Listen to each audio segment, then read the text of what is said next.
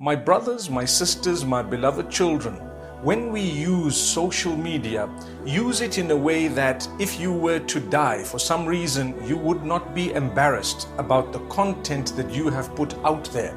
Sometimes people do silly things just to gain a following. Sometimes people do that which is very embarrassing, at times even unacceptable, in order to gain the attention of people. If that is the case, ask yourself, would I be embarrassed if this thing were to remain after I have died? And definitely that would guide you.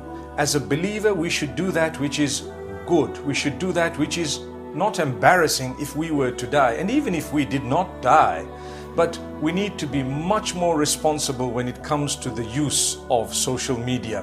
Who would like a legacy to be left after them of that which is not good? This could have happened to anyone. Let's use social media in a very responsible way and ask the Almighty to grant us a death when He is pleased with us.